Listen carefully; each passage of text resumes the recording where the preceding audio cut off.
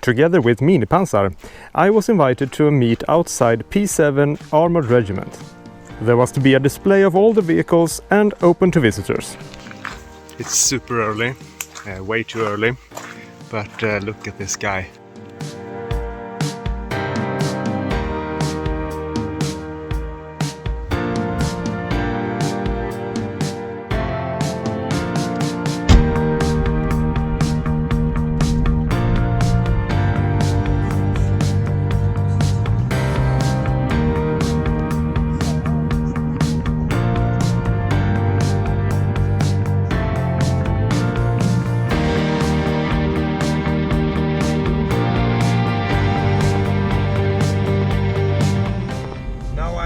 In the exercise field or exercise area of the armored regiment, so you can see a lot of signs telling you not to pick objects up from the ground or beware of tanks and all kinds of stuff like that.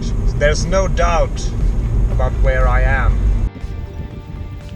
When I arrived, most of the vehicles were already in place. Before I got lost checking out the life-size vehicles, I unloaded my own smaller models.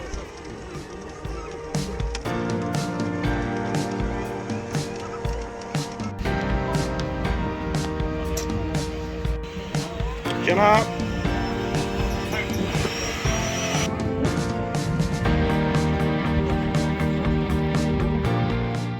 Sten participated with his wonderful 1:5 scale S-tank, complete with real gas turbine engine and hydraulic suspension.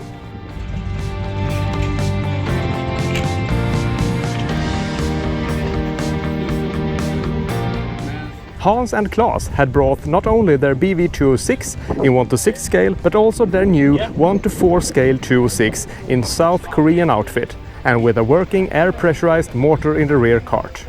Before the visitors arrived and it was time to show our models, I took a stroll to check out the tanks. The Stridsvagn 102 is, as you can see, a Centurion. These tanks were acquired by the Swedish Army during the 1950s and stayed for as long as the year 2000, although heavily upgraded as the STRV 104. Parked next to the 102 was the 103, or the S-tank. Despite being a 1960s design, it still looks futuristic and odd. Note that the road wheels are the same as on the Centurion. The Pansarvärns Pjästerrängbil, or PVPG-TGB, you got to love the Army's abbreviations, recoilless rifle vehicle, is probably as close to an official Swedish technical you can come. The PBV-301 is an armored personnel carrier built on the chassis of the Stridsvagn M41. You may recognize it, as it is the same Czechoslovakian chassis used for the Hetzer, the Panzer 38T, the Marder 3 and many other World War II vehicles. The PBV-302 is the successor of the 301, developed during the 1960s. I then found an old acquaintance. This is pretty cool, since this is the vehicle I drove in during my conscription. The PBV-401 in Swedish, or the MTLB as it is called. These things are getting more and more unusual, for obvious reasons.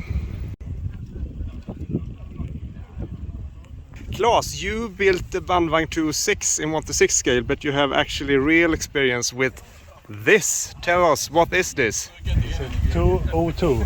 The Bandvagn 202? Yes. Yeah, and you own one of these? Yeah. Not now, but in the past? yeah, past. Fun to drive? No. No? No. Why? It's hard. You cannot stand still and driving, and You need a special technique. yeah. Yeah, I get it. Then you always get some puntering. Ah, you always get a flat tire. Yeah, it's air tire. Ah, and it's that's air tire. Oh, wow. Yeah. There's air in those tires. That's so cool. It was then time to start up our models.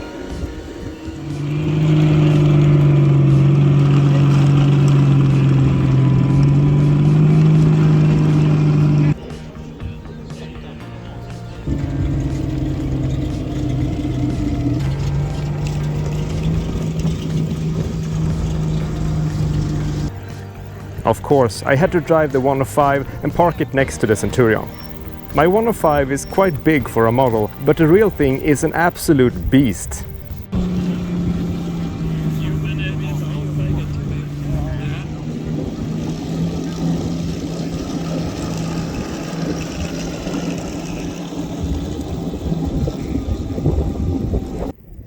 It was then time for the vehicle demonstration. First out was the PvPG-TGB, you know, the recoilless rifle vehicle. Of course, all of these vehicles are plugged and demilitarized, and any small arms you may see in this video are replicas and for show only. Then it was the S-Tank's turn.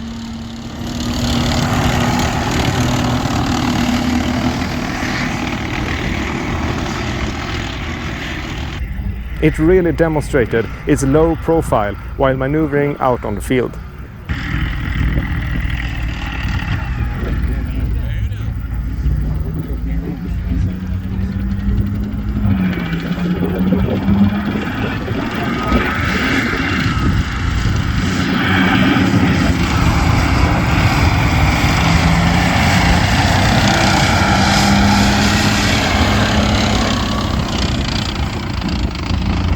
Then came the 102 rumbling, and somehow the noise from the tracks managed to drown out the sound from the Merlin engine.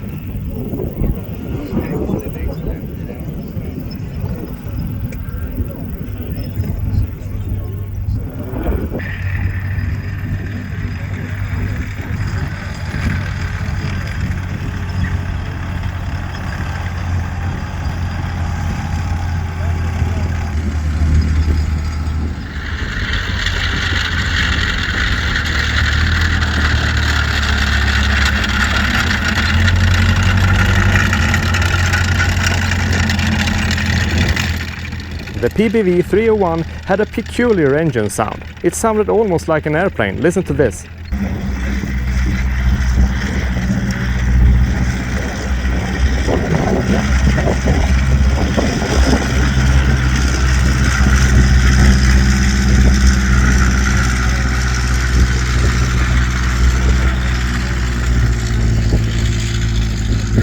Well, the explanation to the engine sound is simple. It's because it has a 4-cylinder air-cooled boxer engine developed for the Saab Sapphire airplane. After the 301 came the 302, and it was clear that this was a more modern vehicle.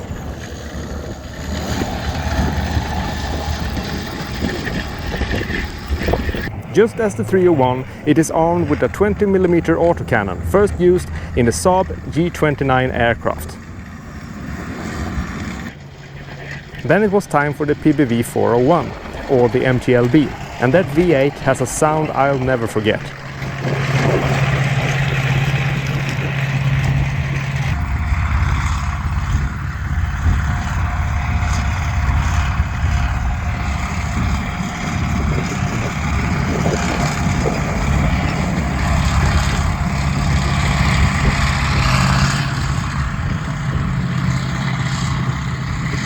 The BV202 also joined in on the action.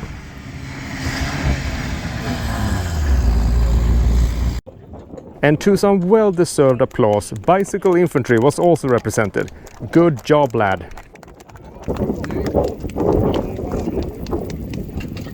Kavalleri. Jag skulle vilja säga kavalleri. It was then time to show our models again, and this time Sten fired up the 103.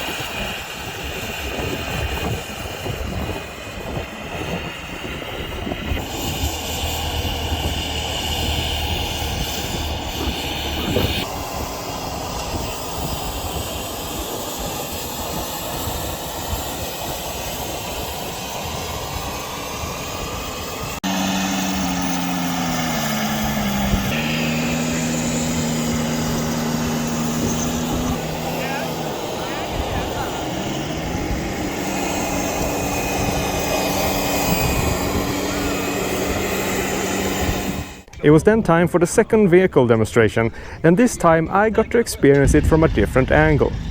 The owner of the 401 asked me if I wanted to ride along, and I did not have to think twice about it.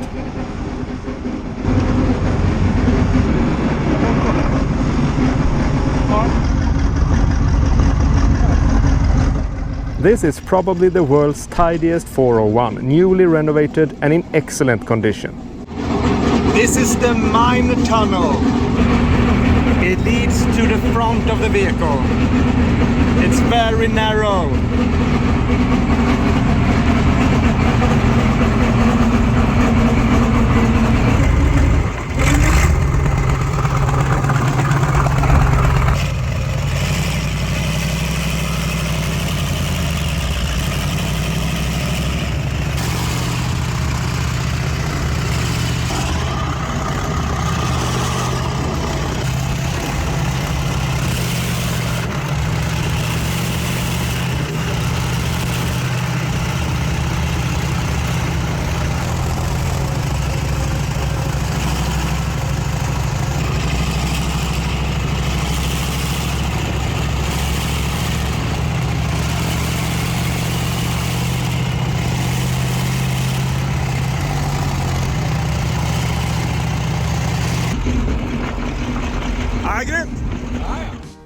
The day had come to its end and it was time to load up the models and head home.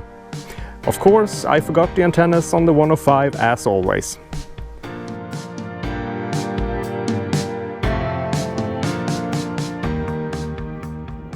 However, the day had one last surprise for me. I was asked if I wanted to load the 401 onto the truck bed. I of course said yes, and for the first time in 20 years I sat behind the sticks of a PBV 401. Startar! Funny enough, my hands still knew what to do and where the buttons and switches were, and by the time I was finished, I knew I could have taken a real drive out on the field. I just felt it.